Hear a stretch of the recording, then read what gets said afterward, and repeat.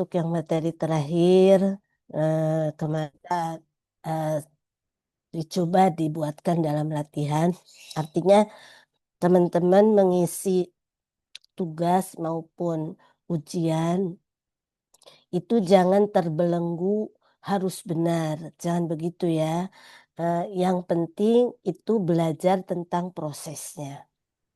Jadi hasilnya itu tidak menjadi target, hasil perhitungannya tidak menjadi target.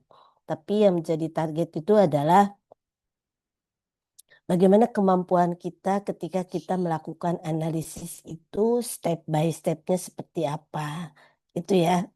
Nah, jadi kalau misalkan seperti ketika diminta untuk lakukan uji normalitas. Nah, kan kalau kita melakukan uji normalitas ketika itu akan digunakan untuk uji hipotesis, berarti kan harus normal, begitu ya.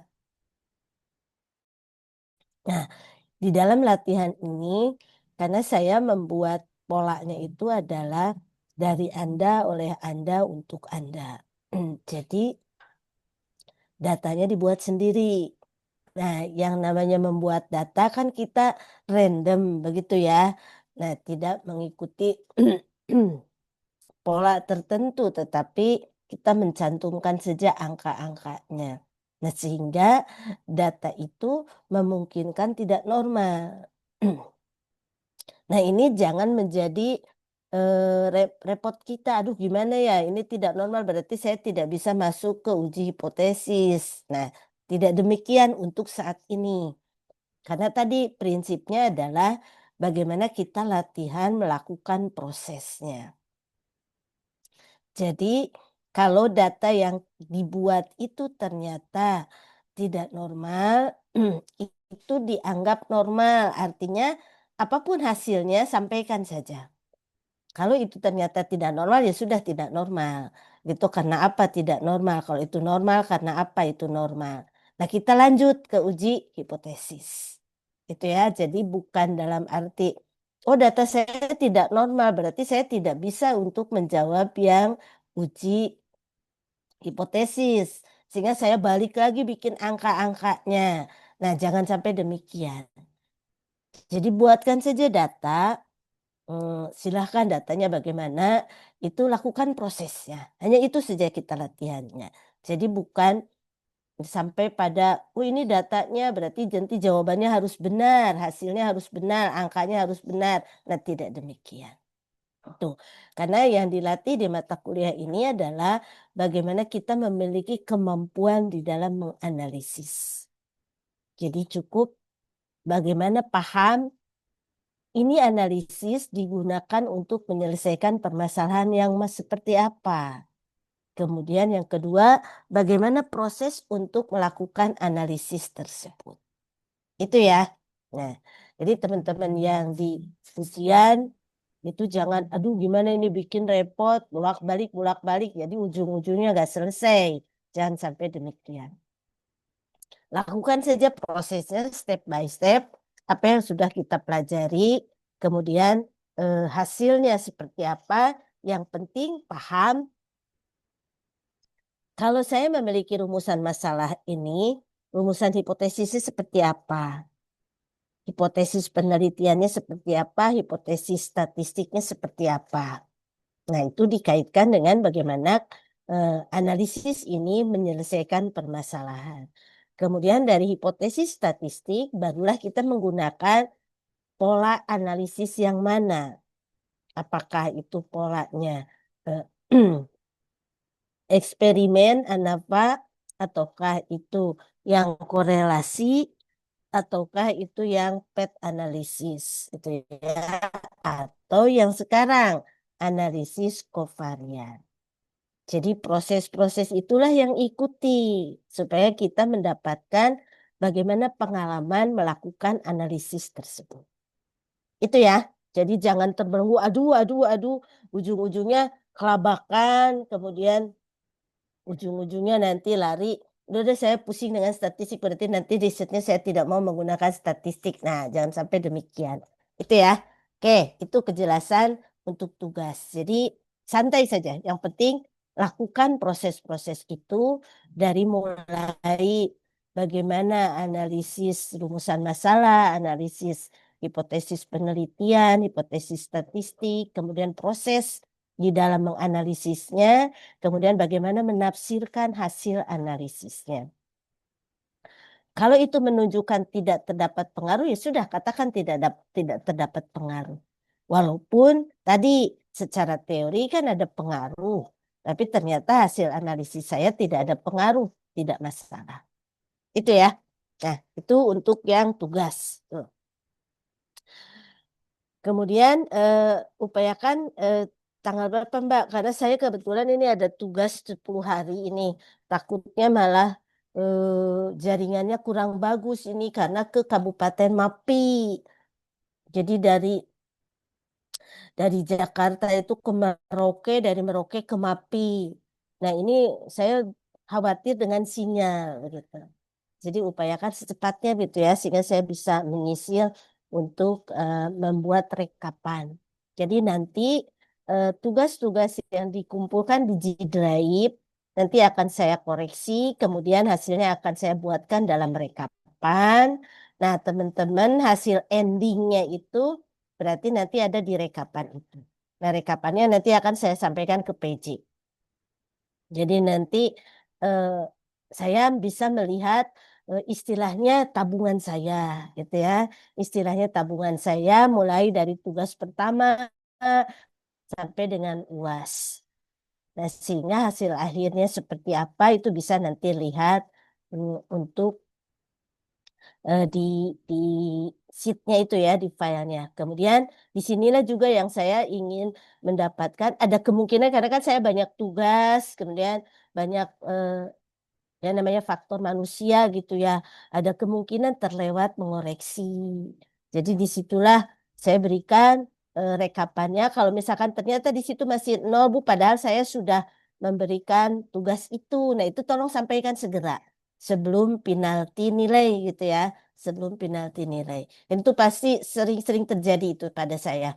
Karena kelasnya banyak, tugasnya banyak, sehingga ada sering terjadi, Bu, saya sudah mengumpulkan tapi di rekapannya tidak ada. Nah, itu sering terjadi. Itu ya. Jadi tolong dikoreksi masing-masing, kemudian sampaikan ke PJ kalau memang tugasnya sudah terpenuhi, itu ya. Oke, nah itu tugas-tugasnya terkait dengan nilai nanti. Saya yakin nilainya tidak akan ada yang tidak lulus kalau memang kehadirannya itu terpenuhi. Itu ya, tapi hati-hati. Kita minimalnya itu adalah B plus ya. B plus kalau nggak salah. B ya. Kalau S2. B apa B plus? Hati-hati ditanyakan itu. Lupa saya antara S2 dengan S3 lupa. Itu B apa ya? B plus gitu S2 itu. Tolong ditanyakan jangan sampai ketika misalkan jangan sampai terjadi ya misalkan ini. Misalkan saya dapat B misalkan. Terus kita santai aja toh di dalam struktur itu B itu lulus gitu ya. Tapi hati-hati tanyakan ke prodi. Nah, jadi batas minimal lulusnya itu bagaimana? Nah, pernah terjadi saya lupa Pak S2, Pak S3 anteng saja mahasiswa itu. Nah, begitu mau ujian, nah baru kelimpungan. Bu, katanya saya ini harus mendapatkan nilainya ini karena ini bukan syarat minimal gitu. Nah, itu pernah terjadi. Jadi pahami betul syarat minimal dari setiap nilai mata kuliah. Itu ya, jangan sampai ketika kita sudah mau siap ujian, itu malah terjegal gara-gara kesalahpahaman minimal nilai yang harus diperoleh kita. Itu ya. Oke, kita mulai. Di sini ada analisis varian, ada analisis kovarian. Nah, jadi varian dengan kovarian ini yang kita pelajari perbedaannya. Ya, nah kemarin ketika kita berbicara tentang analisis varian, berarti kita berbicara tentang dampak dari suatu tindakan, itu kan? Dampak dari suatu tindakan terhadap variabel tertentu dengan memperhatikan pengelompokan variabel lainnya yang bisa saja itu tindakan, bisa saja itu bukan tindakan. Nah, artinya di dalam analisis varian kita bisa melakukan uji pengaruh terhadap satu variabel tindakan dengan satu variabel bukan tindakan atau pengaruh dari dua variabel tindakan. Jadi kalau misalkan saya meneliti tentang pengaruh model pembelajaran dan media pembelajaran. Jadi model pembelajarannya apa, media pembelajarannya apa. Nah itu ya, berarti dua tindakan yang diprediksi mempengaruhi variabel terikat. Misalkan terhadap kemampuan berpikir kreatif, misalkan. Jadi kemampuan berpikir kreatif ini dipengaruhi oleh tindakan model pembelajaran dan tindakan media pembelajaran. Nah, atau kita akan melihat pengaruh misalkan eh, kemampuan berpikir kreatif itu dipengaruhi oleh variabel model pembelajaran dan self efficacy misalkan. Jadi kita ingin melihat kalau orang itu memiliki self efficacy-nya tinggi dan dia diberikan model pembelajaran A, bagaimana hasilnya dibandingkan dengan kalau misalkan anak itu self efficacy-nya rendah.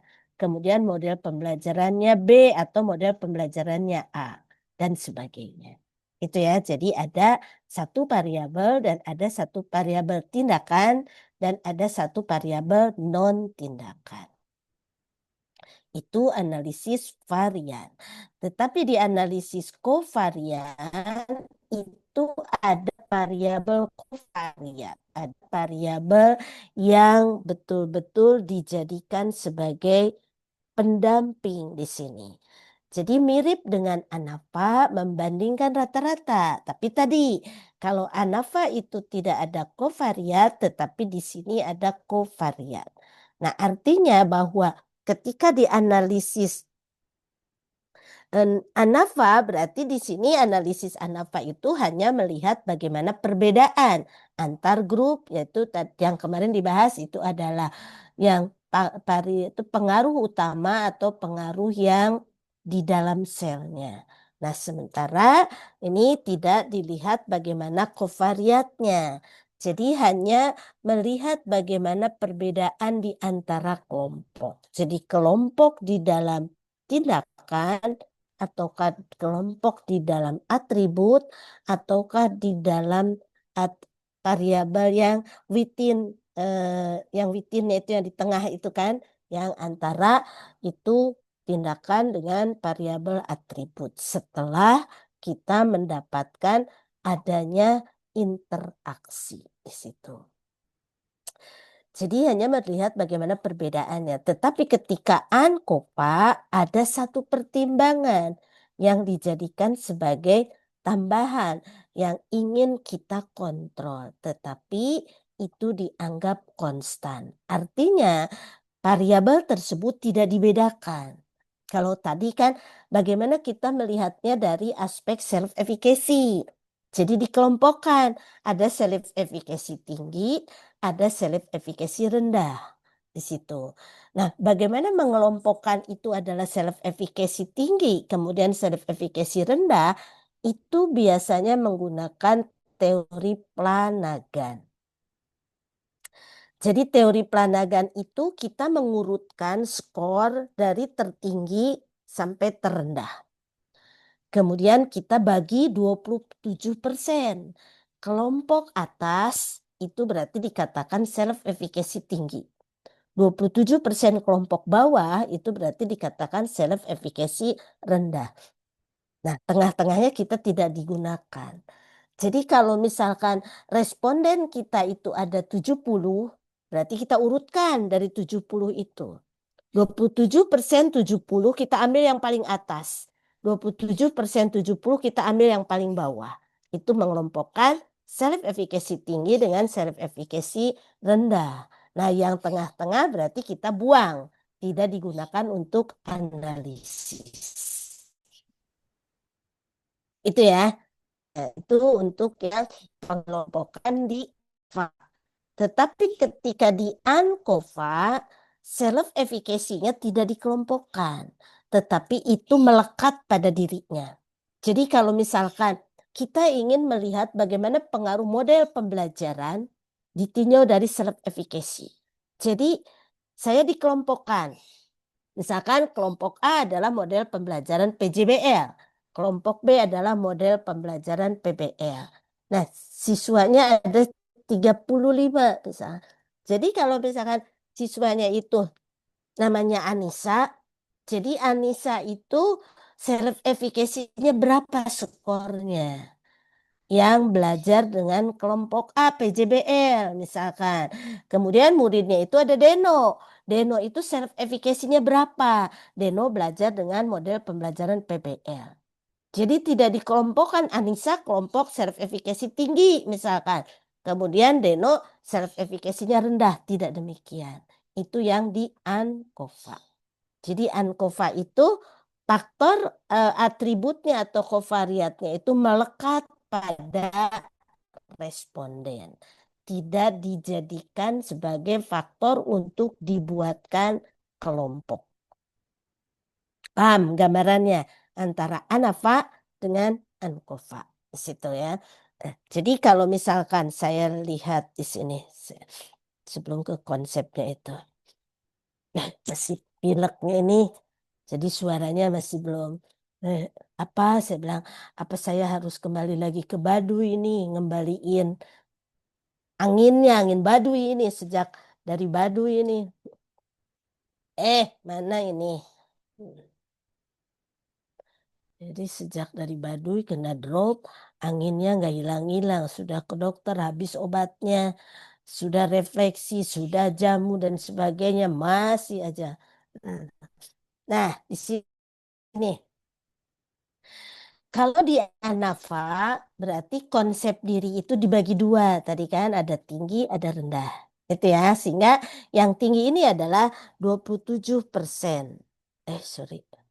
27% skor tertinggi. Nah, sementara ini adalah 27% skor terendah. Itu ya. Ini dikelompokkan. Tetapi ketika ANCOVA, nah konsep dirinya melekat. Jadi ini nomor satu adalah Anissa. Anissa itu konsep dirinya 30. Nomor dua Deno konsep dirinya 34 dan sebagainya. Itu ya. Jadi tidak dipisahkan. Mana yang di kelompok Anissa yang tinggi, mana di kelompok Deno yang rendah. Tidak demikian. Tetapi atribut itu melekat pada masing-masing responden. Itu ya. Ada gambaran perbedaannya antara atribut di ANAVA dengan atribut di ANCOVA. Itu ya. Oke, kita masuk lagi ke sini. Betul. Boleh. Boleh, boleh. Mas, boleh. Karena padahal kemarin tuh ke Baduy luar ngantar mahasiswa S2 PEP. Ya kemana-mana karena kita banyak kerjaan. Jadi mahasiswanya yang ke dalam tuh nggak ke dalam banget sih masih luar. Tapi naik gitu ya. Saya nggak kemana-mana. Saya di rumah Jaro mengerjakan tugas. Hanya itu tidurnya itu kali kan di balai-balai tidurnya. Bawahnya angin, pinggirnya angin gitu kan. Masalah itu. Boleh nih kapan nih S2 TP atau S2 Dikdas nih ke Baduy rame-rame. Ada Barahmi kan Banten Barahmi. Tuh. Ya. Jadi bagaimana kita menetralisir ya. Menetralisir otak kiri dan otak kanan gitu. Tapi jangan bawa penyakit seperti kemarin gitu. Ini masih nempel ya ampun. Nah, kita masuk lagi ke sini. Nah, tadi ya. Jadi kalau ANAVA berarti atributnya dijadikan pembagi, pengelompokan. Sementara di ANCOVA itu melekat dan itu ingin dikontrol. Di situ ya. Nah, jadi dikatakan itu adalah kovariat. Itu disimbolkan dengan X. Nah, sehingga di dalam ANCOVA ini semua prediktor dalam regresi mungkin dapat dilakukan digunakan sebagai kovariat. Nah, ini perbedaannya di situ ya. Oke. Nah, di dalam ANCOVA terdapat tadi covariate X yang akan dihapus akan tidak mempengaruhi hasil. Artinya tidak menjadikan perhitungan di dalam pengelompokan. Nah, jika dapat mempertahankan dari nilai X untuk subjek secara konstan, maka akan memiliki gambaran yang jelas tentang perbedaan. Jadi ini yang dikatakan bahwa variabel covariatnya itu dikontrol, tidak menjadi penentu. Itu ya, jadi penentu itu adalah tetap dari skor variabel tindakannya itu. Nah, di dalam ANCOVA ini ada konsep berpura-pura kelompok yang diarahkan dibandingkan setara. Itu. Kalau tadi kan kelompoknya ada self efficacy tinggi, ada self efficacy rendah, berbeda di situ. Tetapi di ANCOVA itu dianggap sama. Nah, covariat ini hanya satu covariat kalau kita itu adalah satu faktor untuk S2, S2. Jika ada banyak berarti dikendalikan atau disesuaikan. Itu nanti untuk S3. Nah, manfaatnya itu adalah bagaimana kita melihat rata disesuaikan, dikurangi rata pada saat variabel Y untuk melihat perbedaan dari covariat di situ. Ya. Jadi ini teknik yang digunakan untuk melihat bagaimana presisi suatu percobaan. Nah, di dalam percobaan ini dilakukan pengaturan terhadap variabel lain yang tidak dikontrol itu. Itu ya. Jadi bagaimana variabel bebasnya itu mencakup variabel apakah itu kuantitatif ataukah itu variabel kualitatif. Itu ya, karena tadi konsepnya adalah dikontrol. Nah, sehingga karena di dalam keduanya itu adalah membandingkan, berarti di dalam ANCOVA di dalamnya ada ANAVA. Nah, tetapi ANAVA-nya tidak 2 kali 2. Namun ANAVA-nya adalah yang hanya satu jalur. Jadi di dalam ANCOVA itu ada 2 konsep analisis. Ada analisis ANAVA satu jalur, ada regresi sederhana. Itu ya, itu untuk melihat tadi covariat. Jadi kalau ANAVA satu jalur untuk melihat bagaimana membandingkan variabel tindakan. Nah, untuk regresi berarti kita melihat bagaimana kaitan antara variabel atribut dengan variabel hasil. Itu. Jadi ada 2 tadi ya, ANAVA dengan regresi. Nah, di ANCOVA ini berarti kita melihat bagaimana perlakuan itu mempengaruhi variabel terikat dan kita melihat bagaimana variabel atribut atau covariat ini dikontrol. Itu ya kuncinya. Oke, nanti kita lihat ini secara matematik. Kalau kita ingin melihat secara matematik rumusnya berbeda dengan kemarin. Kalau kemarin itu kan ada Y atau V sama dengan untuk regresi begitu kan. Kemudian ada bicara tentang ANAVA berarti itu adalah mu membandingkan mu1 dengan mu2. Nah, tetapi di sini itu merupakan satu persamaan di mana di dalamnya ada faktor I dan faktor C. Nah, ini yang menyatakan I ini adalah variabel terikat ketika kita melakukan observasi ke I dan observasi ke C. Jadi kita melihat ada 2 faktor yang ada di dalam analisis ini. Oke, ini secara matematik kita tidak terlalu mempelajari why-nya, cukup kita menggunakan. Nah, asumsinya sama. Asumsi di dalam ANCOVA berarti kita melihat bagaimana untuk menganalisis bahwa sampel itu adalah normal, sampel itu adalah homogen, kemudian sampel karena 2 kan analisisnya ANAVA dengan regresi. Berarti harus linear, harus signifikan di situ.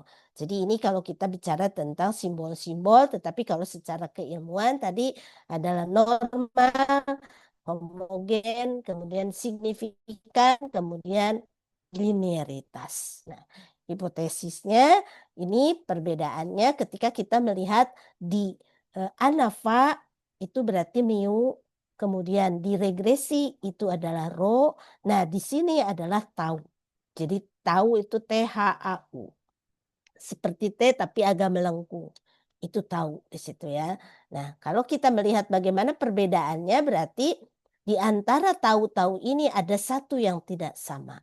Begitu ya. Nah, sehingga kalau H0-nya itu berarti yang akan kita tolak berarti seluruhnya adalah sama, sementara yang akan kita buktikan itu adalah setidaknya ada salah satu yang tidak sama dengan nol.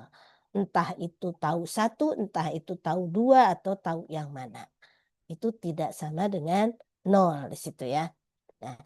Nah, di dalam analisis ANCOVA ini ada dua tipe dekomposisi, artinya ada dua tipe pengurangan ketika kita melakukan analisis di ANCOVA. Itu yang dikatakan sebagai SS1 dengan SS tipe 2, artinya terkait dengan kesalahan yang terjadi di tipe 1 dengan kesalahan di tipe 2. Nah, 3. Kenapa tidak tipe 2? Nah, ini yang kita lihat nanti di analisisnya. Nah, ketika kita bicara dengan tipe 1 berarti proses ini bagaimana halo, Mbak Sofi. Nah, bagaimana proses ini persamaan terlebih dahulu. Gitu ya. Jadi memasukkan variabel kalau misalkan tadi itu adalah variabel self efficacy dimasukkan dulu ke persamaan. Artinya kita melakukan terlebih dahulu adalah regresi. Nah, baru kita melihat asumsi kovariat ini berarti kita karena regresi itu harus linier kemudian harus signifikan. Nah, pengujian ini hanya dilakukan satu kali untuk mengetahui perbedaan kategori variabel tersebut. Gitu ya. Nah, itu di tipe 1. Jadi kita melakukannya untuk yang dimasukkan terlebih dahulu ke konsep regresi. Nah, sementara di tipe 3 proses ini tanpa adanya asumsi. Jadi kita langsung menganggap bahwa itu terjadi sama gitu ya, homogen, kemudian terkait dengan linier, kemudian terkait dengan signifikan. Jadi di tipe 1 kita harus melihat dulu bagaimana hubungan liniernya, sementara di tipe 3 kita sudah menganggap linier. Sehingga kita tidak melihat lagi bagaimana linearitas, tetapi kita langsung memasukkan kovariat ini ke dalam persamaan, gitu ya. Nah, pengujian ini dilakukan 2 kali. Karena tadi kita melihat bagaimana untuk melakukan adanya hubungan linier antara kovariat dengan variabel terikat, kemudian bagaimana kelanjutannya ANAVA-nya, pengaruh perbedaan kategori. Jadi itu untuk di tipe 3. Gitu. Nah, untuk tipe 1 berarti kita langsung melakukan uji hipotesis untuk melihat perbedaan. Artinya di tipe 1 kita hanya melihat bagaimana ANAVA. Karena kita sudah melakukan prediksi bahwa itu terjadi linearitas. Nah, berarti kita harus memiliki dasar yang secara kualitatif menyatakan terjadinya persamaan linearitas. Nah, ini tipe 1. Nah, sementara tipe 3 kita melakukan 2 analisis. Pertama itu adalah analisis regresi linier, kemudian lanjut dengan ANAVA.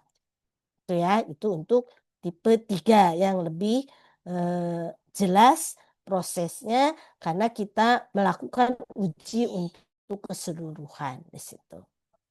Nah, informasi di dalam analisis ini berarti yang pertama, apakah terdapat hubungan linier? Tadi kan kalau misalkan kita melihat pengaruh model pembelajaran terhadap kemampuan berpikir kreatif ditinjau dari self efficacy atau efikasi diri. Berarti di sini kita melihat bagaimana hubungan antara efikasi diri dan kemampuan berpikir kreatif. Di situ, itu yang pertama. Kemudian yang kedua, itu yang pertama berarti persamaan regresi linier sederhana.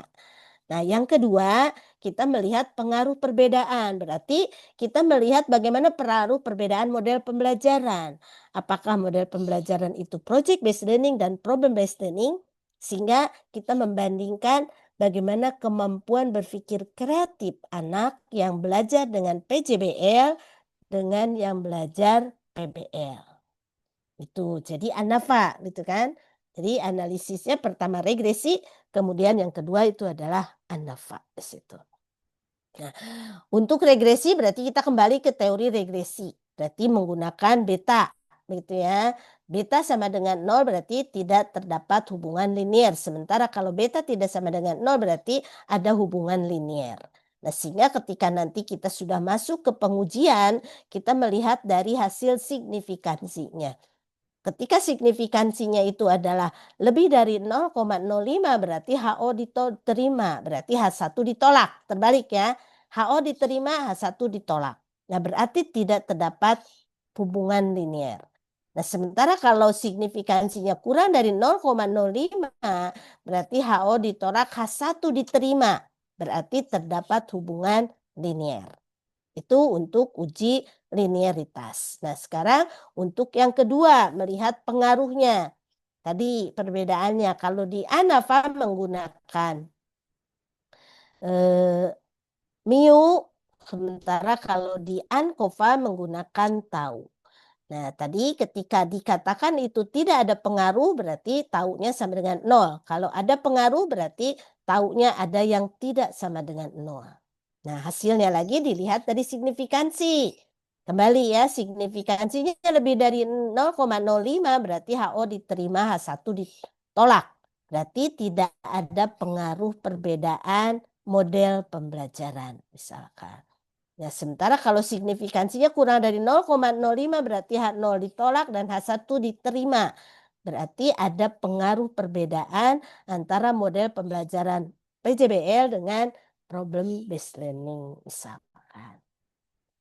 Nah, kita mengambil contoh, ada satu penelitian yang dilakukan untuk mengetahui perbedaan nilai dari mata kuliah.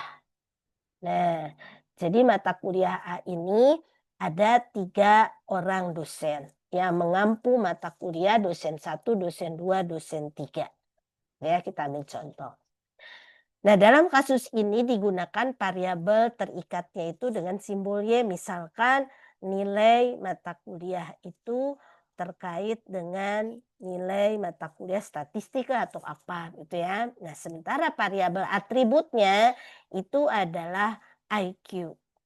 Nah, jadi di dalam pernyataan ini ada faktor lain yang mempengaruhi terkait dengan hasil mata kuliah atau nilai mata kuliah, yaitu adalah IQ-nya. Tetapi IQ-nya itu tidak dibandingkan. Nah, IQ ini sebagai faktor kovariat atau atribut yang dikontrol untuk melihat bagaimana terjadinya kesalahan. Artinya, kalau secara teori anak itu memiliki IQ-nya tinggi, kemudian dia kuliah, kemudian hasilnya kurang. Nah, berarti kan ada faktor kesalahan tertentu. Itu ya, karena IQ tinggi, kenapa anak itu IQ tinggi tapi hasilnya jelek? Berarti ada hal tertentu, ada masalah tertentu yang mempengaruhi hasil tersebut. Itu yang dimaksud dengan kovariat di situ ya, untuk pengontrol. Judulnya berarti pengaruh dosen dan IQ terhadap hasil perkuliahan. Misalkan, mohon maaf ini, lagi ngajar di S2 PAUD kali, mana saja ya sama ya, banyak ngajarnya. Puyeng. Nah, misalkan dia kayak punya satu-satu harus contohnya PP, PAUD, banyak. Oke, itu sama saja ya. Nah, yang pertama itu berarti apakah terdapat hubungan linier antara IQ, karena IQ itu sebagai kovariat tadi kan, IQ dan hasil perkuliahan. Kemudian yang kedua, apakah dosen berpengaruh? Artinya dosen 1, dosen 2, dosen 3. Apakah itu berpengaruh terhadap hasil perkuliahan mahasiswa? Yang ketiga, apakah dosen dan IQ digabungkan berpengaruh terhadap? Nah, kalau di dalam korelasi ganda kan apakah variabel 1, X1 dan X2 bersama-sama berhubungan gitu ya. Nah, kalau di ANCOVA itu adalah berpengaruh. Itu ya. Nah, jadi kita jawab rumusan masalahnya berarti terdapat. Jadi kalimatnya kita ubahkan dari kalimat pernyataan menjadi kalimat pernyataan, gitu kan. Nah, misalkan ini mata kuliah dengan dosen 1, dosen 2 dan dosen 3. Nah, mata kuliah itu hasilnya ada hasil perkuliahannya 80, mahasiswa itu IQ-nya 105. Hasilnya 87, mahasiswa itu IQ-nya 105 dan seterusnya. Untuk dosen 1, dosen 2, dan dosen 3. Itu ya. Nah, oke. Nah, hasil ini kita akan melihat pertama itu adalah apakah IQ itu berpengaruh terhadap hasil belajar atau hasil perkuliahan. Yang kedua, apakah dosen 1, dosen 2, dosen 3 berpengaruh terhadap hasil perkuliahan. Yang ketiga, apakah pengaruh dosen dan IQ terhadap hasil perkuliahan. Itu 3 ya. Nah, kita masuk ke analisis untuk pengujian. Jadi kita mengujinya tipe 1 dan tipe 2. Tipe 3, karena tipe 2 itu hanya melihat bagaimana ANAFA, berarti tidak lengkap gitu ya. Nah, sementara tipe 1 tadi bagaimana kita melakukan prediksi terlebih dahulu bahwa perumusan pertama sudah terjawab, terdapat hubungan antara IQ dan kemampuan dan hasil perkuliahan. Berarti itu tipe 1. Kalau tipe 3 berarti kita tidak menganggap adanya hubungan antara IQ dan hasil perkuliahan. Nah, jadi ini silahkan diikutin dari mulai setelah kita masuk ke ekspor dari data itu dari Excel ke dalam SPSS, berarti kita sudah memiliki data di tampilan SPSS, baru kita masuk ke menu. Di sini ya, diikuti menu-menu ini, kita langsung silahkan. Nah, nanti kita lihat apakah itu ketika kita melihatnya default dari SPSS adalah SPSS tipe 3. Itu defaultnya. Artinya SPSS itu sudah memfasilitasi kalau itu perhitungan tipe 3.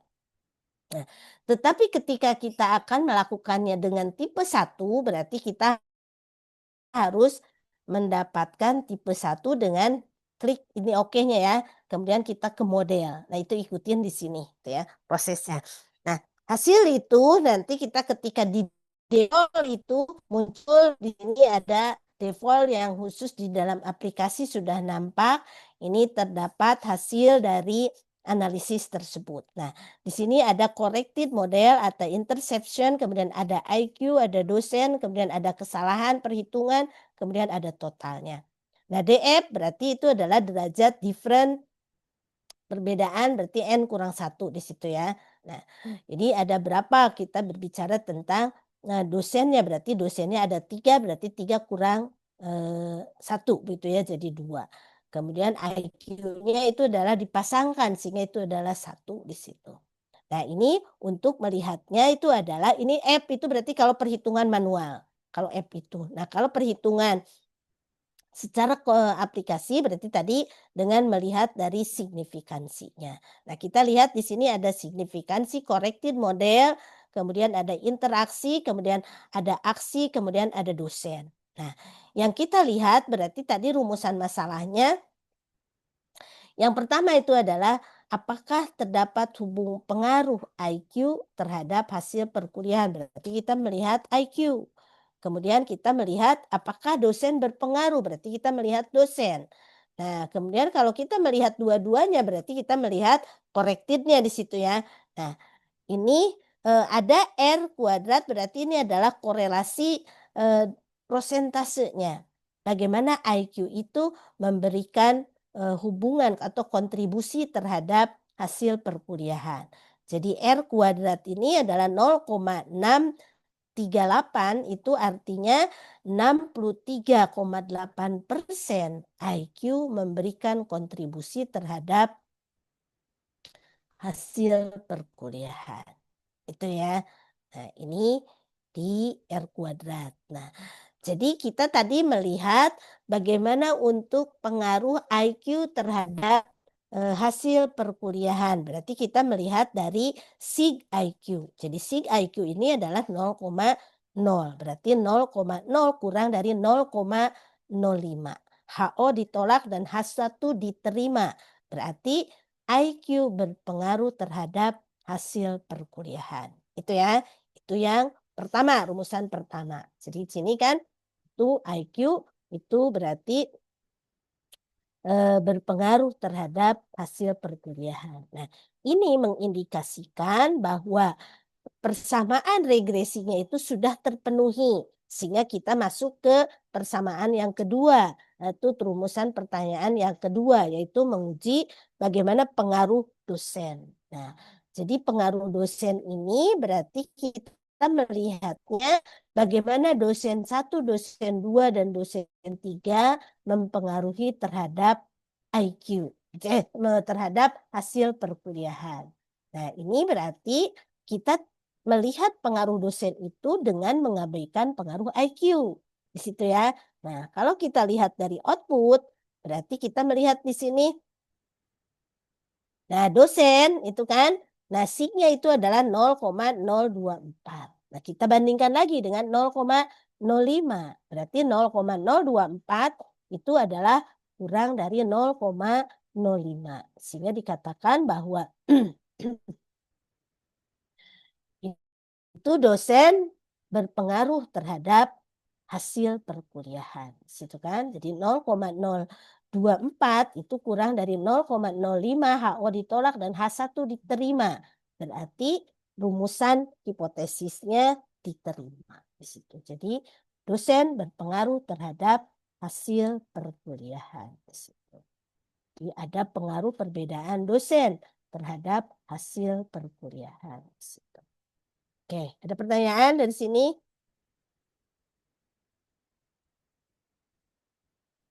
Bu mau Untuk nanya, Bu. melihat polanya gitu ya. Ya, silahkan, Pak Iwan. Ya.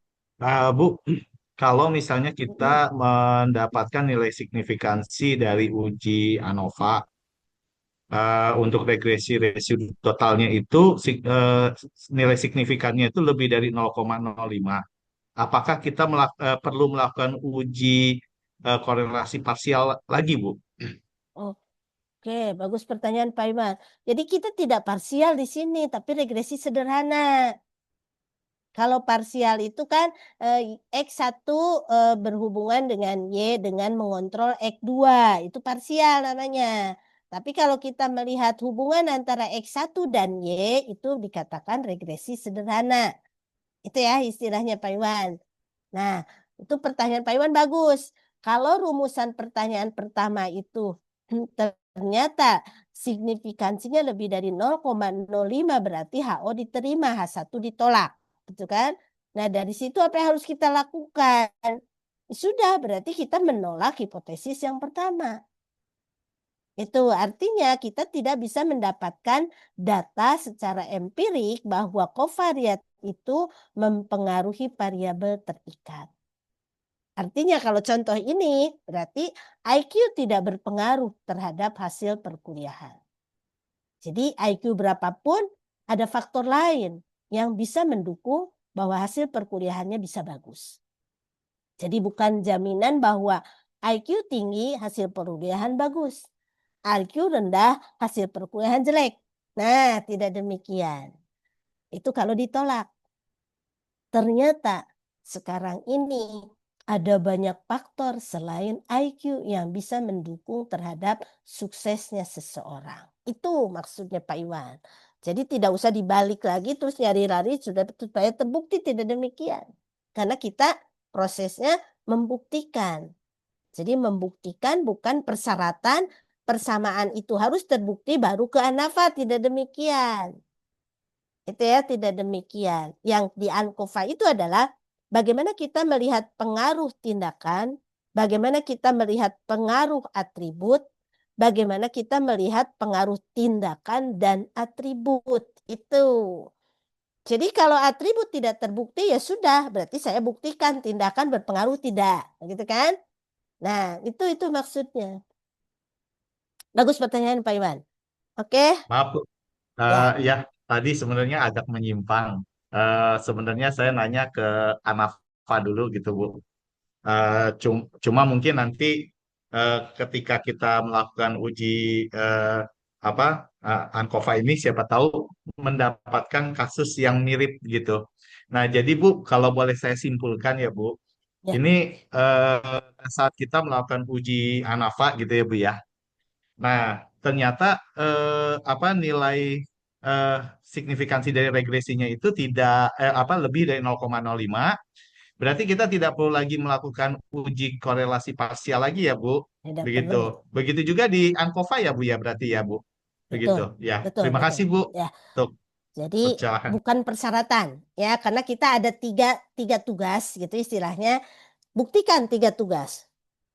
Pengaruh tindakan terhadap variabel terikat, pengaruh atribut terhadap variabel terikat, pengaruh keduanya terhadap variabel terikat. Kalau yang satu tidak berpengaruh ya sudah gugur, itu kan? Yang kedua pengaruh tidak, itu kan? Itu dibuktikan. Jadi bukan persyaratan satu, persyaratan dua, dua persyaratan tiga. Nah, tidak demikian. Itu ya Pak Iwan ya. Oke, teman-teman yang lain masih ada? Ngebut ini jam 10 saya uji. Oke, bisa? Nah, pelajari lagi nanti ya, karena ini harus harus pelan-pelan. Nah, untuk mengetahui bagaimana pengaruh IQ mahasiswa dan perbedaan jadi kedua-duanya kan, berarti kita melihatnya pada corrected model. Tuh. Nah, di corrected model itu berarti kita sudah keduanya di situ ya. Jadi kita melihat di sini corrected model. Nah, corrected model itu diperoleh 0,0, berarti kurang dari 0,05. HO ditolak, H1 diterima. Kesimpulannya, terdapat pengaruh variabel tindakan dan atribut terhadap variabel terikat. Jadi kalau di contoh ini, berarti terdapat pengaruh secara simultan IQ dan dosen yang mengajar terhadap nilai mata kuliah. Itu ya. Nah, itu berarti kita melakukan uji dengan ketiganya kan, tiga-tiganya kita uji. Nah, pengujian ini berarti berpengaruh terhadap model, sementara kovariatnya tidak. Jadi karena tadi dikontrol itu kan, oke, kovariatnya itu ada sebagai pengontrol, tetapi tidak kita jadikan sebagai pembanding di situ. Oke, ada pertanyaan. Nah, sekarang tipe satu. Oh, tapi tipe 3 kan berarti tiga-tiganya ya. Nah, sekarang tipe satu. Tipe satu itu tadi bahwa kita sudah mengasumsikan eh, terdapat hubungan linier antara variabel atribut dan variabel terikat. Nah, kalau tipe 3 tadi berarti kita belum melihat adanya asumsi bahwa terdapat hubungan linier antara variabel atribut dan variabel terikat di situ. Nah, ini hasilnya kita melihat lagi di sini berarti ada IQ, ada dosen, ada corrected model. Sama seperti tadi ya, hanya tadi di langkahnya yang membedakan. Jadi kalau di langkahnya kita sudah mau menggunakannya tipe 3, berarti sudah langsung sampai ke klik OK di sini ya. Setelah bagian covariat langsung OK. Jadi itu adalah default di SPSS itu bahwa kita melakukan uji tipe 3, tipe 3. Tapi kalau saya mau mengujinya dengan tipe 1, nah tadi setelah kita memasukkan IQ ke bagian covariat, berarti kita masuk ke klik model, kemudian nanti ada sum square, kemudian ada pilih tipenya. Itu ya, monggo dipraktekkan nanti ya. Oke, mohon maaf saya tidak praktek nih. Nah, itu di perbedaan antara tipe 1 dan tipe 3. Nah, setelah kita masuk tadi, setelah covariat kita masukkan ke variabel IQ ke covariat, kemudian kita klik model, kemudian kita klik yang tipe 1, berarti kita masuk ke OK, muncul ini outputnya. Nah, outputnya seperti tadi ya. Kita melihat kedua-duanya itu memiliki hasil kontribusi yang sama.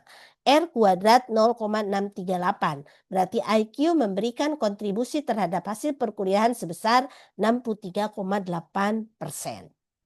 Itu ya. Nah, kita melihat lagi dari hasil ini. Ketika kita melihat hasil perubahan, dilihat lagi di sini 0,0. Kurang dari 0,05 berarti IQ berpengaruh terhadap hasil perkuliahan. Pengaruh dosen, ini hasilnya 0,024. Ini berarti menunjukkan bahwa dosen berpengaruh terhadap hasil perkuliahan. Kemudian dosen dan IQ berpengaruh terhadap hasil perkuliahan di corrected model. Berarti 0,0. Ini menunjukkan bahwa IQ dan dosen itu mempengaruhi terhadap hasil perkuliahan. Berarti sama antara analisis tipe 1 dengan analisis tipe 3. Hanya beda prosesnya. Oke, itu analisisnya. Jadi teman-teman silahkan untuk mempraktikkan di SPSS-nya dengan mengikuti proses tadi. Kemudian kita pahami bahwa ketika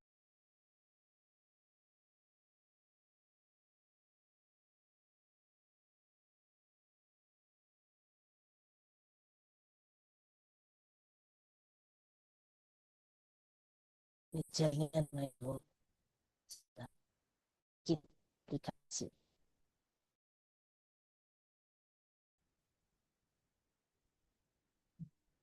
Nah, pertama-tama, kalau kita bicara tentang analisis regresi, berarti kita melihat bagaimana hubungan variabel bebas terhadap variabel terikat. Itu ya. Nah, kemudian kalau kita bicara tentang ANAVA, berarti kita berbicara tentang perbedaan pengaruh terhadap variabel terikat. Jadi membedakan antar kelompok tindakan. Nah, itu kalau ANAVA satu jalur.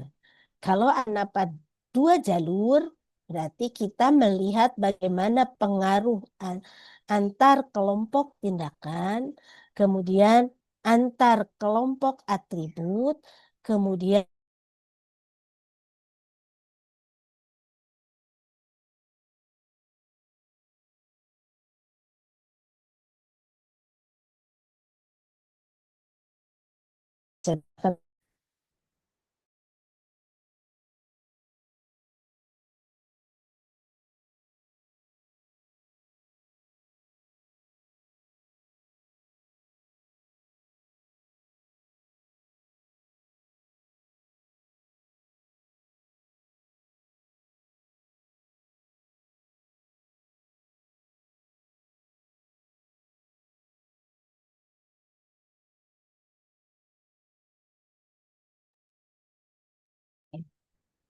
ulangin lagi. Aduh, mulai jaringannya. Ya, jadi kalau yang Ankofa, kenapa belum nyampe ya? Kalau yang Ankofa, Anafa dulu ya, Anafa dua jalur. Berarti Anafa dua jalur ada dua pola gitu ya. Bagaimana membandingkan antar kelompok tindakan atau antar kelompok atribut. Kemudian yang kedua, bagaimana kita membandingkan antar kelompok yang itu dikelompokkan berdasarkan tindakan dan berdasarkan atribut. Jadi yang hijau-hijaunya itu ya. Pertama kan A1 dibandingkan A2. Yang kedua B1 dibandingkan B2. Itu kan? Itu satu tipe. Itu berarti one way ANAVA. Nah, yang two way ANAVA berarti A1B1 bandingkan dengan A2B1, A1B1 bandingkan dengan yang lain. Itu yang duanya, gitu ya. Nah, sementara kalau ANCOVA di dalamnya ada seperti di variabel ANAVA 2 kali 2. Ada variabel terikat, ada variabel tindakan, ada variabel atribut. Tetapi bedanya kalau di dalam ANAVA, variabel atribut dijadikan sebagai pengelompokan. Tetapi di ANCOVA, variabel atribut tidak dijadikan pengelompokan, tetapi melekat pada responden. Itu ya, sehingga polanya begini. Ya, 25, kemudian IQ-nya berapa, konsep dirinya berapa, dan seterusnya. Dipasangkan satu-satu. Nah, itu untuk ANCOVA. Jadi datanya itu bukan dikelompokkan seperti ini. Ada kelompok tinggi, ada kelompok rendah. Tetapi itu melekat pada masing-masing responden. Nah, kalau di dalam ANAFA 2 kali 2 berarti kan tadi pengaruh A1 terhadap dan A2, itu kan perbedaan A1 dan A2, perbedaan B1 dan B2, interaksi A dan B. Kemudian perbedaan antar sel yang hijau. Itu ya. Nah, sementara di ANCOVA, jadi kita melihat pertama itu adalah perbedaan antara variabel tindakan. Apakah variabel tindakan mempengaruhi variabel terikat? Yang kedua, apakah atribut mempengaruhi variabel terikat? Yang ketiga, apakah variabel tindakan dan atribut mempengaruhi variabel terikat? Ya.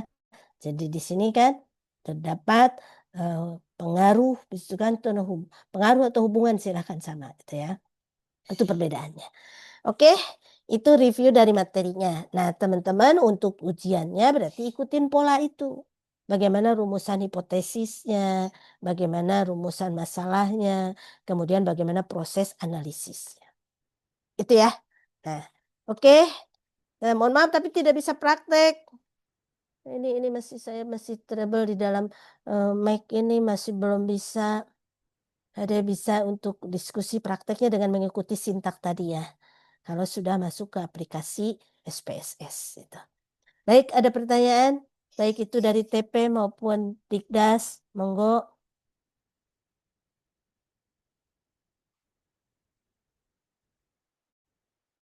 Pelan-pelan dipelajari lagi ya. Step by step pelajari dulu. Karena kalau bukan biasa yang bicara tentang matematik itu akan sulit untuk bisa mengejarnya. Pelan-pelan ikuti saja prosesnya. Karena belajar itu adalah injur ya, itu menelaah, itu mengamati, kemudian belajar pola. Itu kuncinya. Itu ya. Oke, nah ada pertanyaan untuk tugas UAS?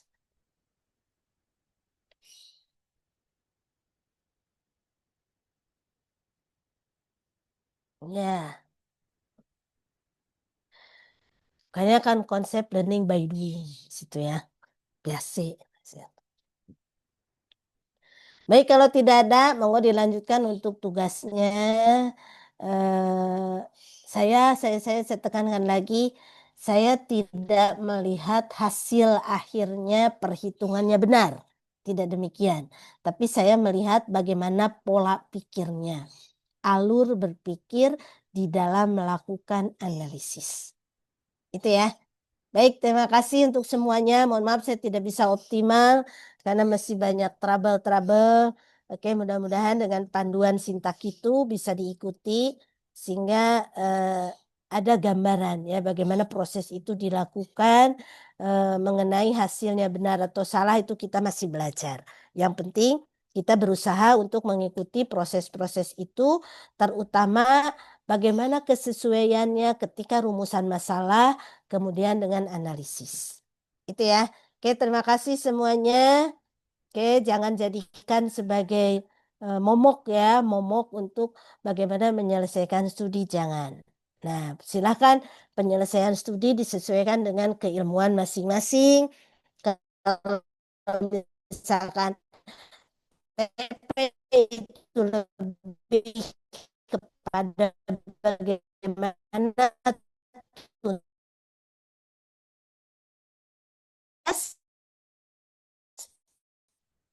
juga demikian.